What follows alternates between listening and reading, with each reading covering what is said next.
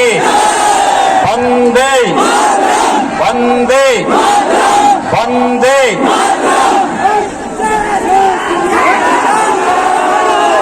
बिहार विधानसभा विधान परिषद के माननीय सदस्य श्री रामेश्वर प्रसाद महतो जी,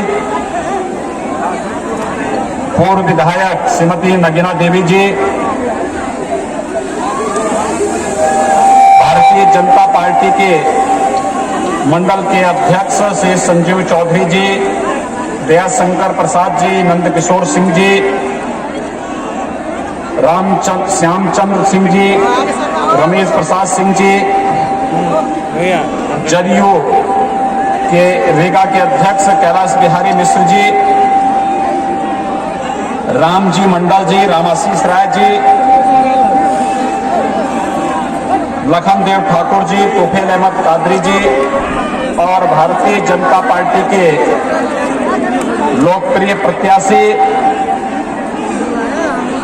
श्री मोदीलाल प्रसाद जी और उपस्थित सीतामढ़ी क्षेत्र से जुड़े हुए मेरे सभी उपस्थित भाइयों बहनों, और इसलिए भाइयों बहनों, उत्तर प्रदेश की धरती से विशेष रूप से सीतामढ़ी क्षेत्र की जनता का आह्वान करने के लिए और अपील करने के लिए मैं आपके बीच यहां पर उपस्थित हुआ हूं। ये बिहार विधानसभा का ये चुनाव वैश्विक महामारी कोरोना के दौरान हो रहा है।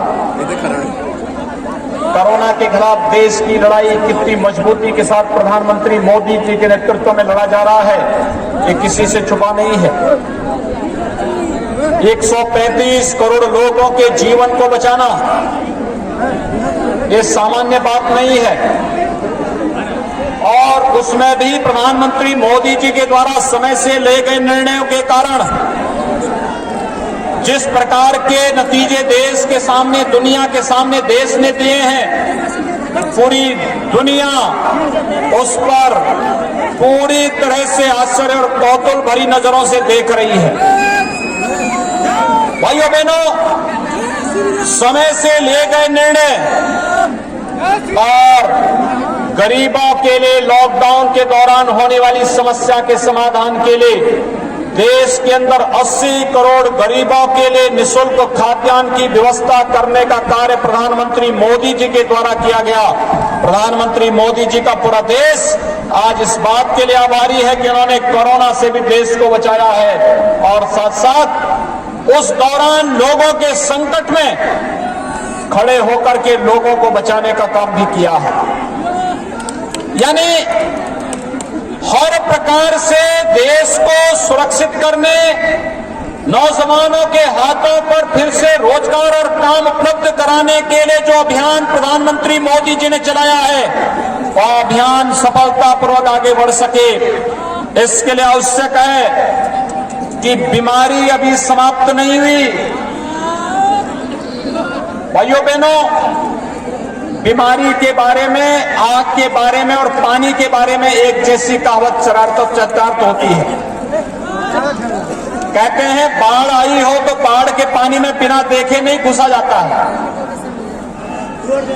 कहीं आग लगी हो तो आग बुझाने का काम पहले किया जाता, आग के अंदर घुसा नहीं जाता है। 4 करोड़ गरीबों को निःशुल्क विद्युत कनेक्शन उपलब्ध करवा देना, 8 करोड़ गरीबों के लिए रसोई गैस का निःशुल्क कनेक्शन उपलब्ध करवा देना, 10 करोड़ गरीबों के लिए निःशुल्क शौचालय की व्यवस्था करवाना, 12 करोड़ गरीबों के लिए गरीब किसानों को प्रधानमंत्री किसान सम्मान निधि से आच्छादित कर देना, 15 करोड़ नौजवानों के लिए प्रधानमंत्री मुद्रा योजना में आर्थिक स्वावलंबन का मार्ग प्रशस्त करना, 35 करोड़ गरीबों का बैंक में अकाउंट खोल करके जनधन अकाउंट उपलब्ध करा देना, 50 करोड़ गरीबों को आयुष्मान भारत के अंदर 5 लाख रुपए की स्वास्थ्य बीमा का कवर देना, और भाइयों बहनों, कोरोना में आपने देखा होगा 80 करोड़ गरीबों को निःशुल्क खाद्यान्न उपलब्ध कराने का काम भी किसी ने किया, प्रधानमंत्री मोदी जी ने किया। यानी सबका साथ सबके विकास का ये नारा प्रधानमंत्री मोदी जी के इस अभियान का हिस्सा है। जिसमें हम भेदभाव किसी के साथ नहीं करेंगे। लेकिन जो लोग आज बिहार के अंदर चुनाव में रोजगार को मुद्दा बना करके, रोजगार का झुंझुना पकड़ा करके बिहार के नौजवानों को बहकाने का कार्य कर रहे हैं, आखिर देश में भी और बिहार में भी उन्हें सत्ता में रहने का अवसर मिला था, तब उन्होंने गरीबों को मकान नहीं दिया, रोजगार नहीं दिया, गैस के कनेक्शन नहीं दिए, विद्युत के कनेक्शन नहीं दिए, शौचालय नहीं बनाए, स्वास्थ्य बीमा का कवर नहीं दिया, किसानों के लिए भी कुछ नहीं किया, गरीबों को खाद्यान्न भी नहीं दिया। और ये तो बात की बात है, मूक जानवरों का चारा भी चट कर गए। और आज रोजगार का झुंझुना पकड़ा करके लोगों की आंखों में, नौजवानों की आंखों में धूल झोंकने का कार्य ये लोग करना चाहते हैं। ये लोग जाति के नाम पर बिहार को बांटे थे, मत और मजहब के आधार पर सामाजिक ताने बाने को छिन्न भिन्न किए थे। और जब अवसर मिला तो बिहार के नौजवानों के सामने अपनी पहचान का संकट खड़ा कर दिया। आज से 15 वर्ष पहले बिहार के अंदर कांग्रेस और राजद की जो सरकारें थी, इनके कारण बिहार का होनहार, प्रतिभाशाली, ऊर्जावान नौजवान के सामने अपना पहचान का संकट खड़ा हुआ था। लेकिन नीतीश जी के नेतृत्व में 15 वर्षों के दौरान सुशासन और विकास का जो एक नया मॉडल खड़ा बिहार के अंदर हो रहा है। आज बिहार का नौजवान कहीं भी जाता अपनी प्रतिभा के बल पर, अपनी ऊर्जा के बल पर आगे बढ़ा करके रामायण सर्किट को सफलतापूर्वक उत्तर प्रदेश के साथ साथ बिहार में भी सफलतापूर्वक आगे बढ़ाया जा सके।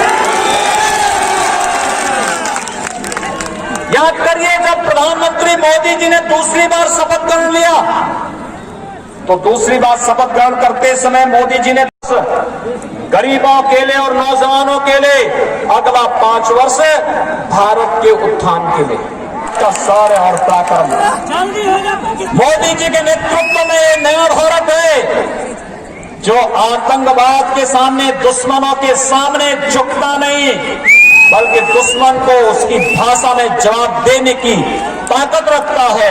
भारत मोदी जी के नेतृत्व में आज खड़ा हुआ है। और भाइयों बहनों, मोदी जी के कारण ही देश के अंदर नारी गरिमा के लिए 3 तलाक की कुप्रथा को समाप्त करने का कार्य भी मोदी जी ने किया है। नहीं तो 3 तलाक के नाम पर आधी आबादी को किस तरीके से अपमानित किया जाता था, ये किसी से छुपा हुआ नहीं। और कश्मीर में धारा 370 तो सदैव के लिए समाप्त हो गया। महाराष्ट्र से, पंजाब से, राजस्थान से, दिल्ली से जब बड़ी संख्या में कामगार और श्रमिक निकलना प्रारंभ किए, नौजवान निकलने प्रारंभ किए, उत्तर प्रदेश और बिहार के, झारखंड और बंगाल के, हो सकता है महाराष्ट्र के अंदर, पंजाब के अंदर, दिल्ली के अंदर परेशानी हुई हो, लेकिन उत्तर प्रदेश के अंदर किसी को परेशानी नहीं हुई। लोग मुझसे पूछते थे कि उत्तर प्रदेश के लोगों के लिए तो आप व्यवस्था कर ही रहे हैं, बिहार के लोगों के लिए क्यों? मैंने कहा भी बिहार के लोग हमसे अलग नहीं है, हम कहते हैं सीताराम कहते हैं हम लोग। तो मां सीता बिहार का प्रतिनिधित्व करती है, भगवान राम उत्तर प्रदेश का प्रतिनिधित्व करते हैं। और इसलिए हमारे यहाँ जय श्री राम हुआ है, जय सीता राम हुआ है, और इसी को हम अपना जीवन का मंत्र मान करके चलते हैं। मां सीता के बगैर राम की पूर्णता नहीं मानी जाती है। और इसलिए बिहार के लोगों को भी उसी प्रकार की सुविधा मिलनी चाहिए जैसे उत्तर प्रदेश के नागरिकों को मिल रही है। और भाइयों बहनों, आपने देखा होगा उत्तर प्रदेश हो रही थी, बड़ी खुशी के साथ लोग आते थे, रहते थे, उनकी सारी सुविधाएं वहां सरकार करती थी, किसी भी प्रकार की कोई दिक्कत किसी के सामने नहीं होने दी जाती थी। मोदी जी ने व्यवस्था की, ट्रेन भिजवाई, जगह जगह लोगों को सुरक्षा देने का कार्य किया गया। और आज भाइयों बहनों, जब 5 अगस्त 2020 को अयोध्या में भगवान राम के भव्य मंदिर निर्माण का कार्य शुभारंभ मोदी जी के कर कमलों से प्रारंभ हुआ, मैं इस अवसर पर भले ही आपको उस समय आमंत्रित नहीं कर पाया, लेकिन आज विशेष रूप से आया हूं आप सबको बधाई देने के लिए, अपनी शुभकामनाएं। ये भारी संख्या इस बात को प्रमाणित करती है कि आप सबने तय कर लिया है कि भारतीय जनता पार्टी और एनडीए के प्रत्याशियों को विजयी बनाना है। आप सभी लोग मोतीलाल प्रसाद जी को भारी मतों से विजयी बना के भेजेंगे। पीछे तक सभी लोग अपना हाथ खड़ा करके एक बार थोड़ा मुझे आश्वस्त तो कर दो। सभी लोग इधर भी सभी लोगों से बोलो। 7 नवंबर को चुनाव है, यानी 3 दिन के बाद प्रचार कार्य बंद हो जाएगा और उस अवसर पर मैं आप सबसे अपील करूंगा, कमल चुनाव चिन्ह पर भारतीय जनता पार्टी के लोकप्रिय प्रत्याशी श्री मोतीलाल प्रसाद जी को कमल चुनाव चिन्ह पर भारी मतों से विजयी बनाने की अपील करते हुए, आप सबसे अपील करते हुए मैं वाणी को देता हूं विराम।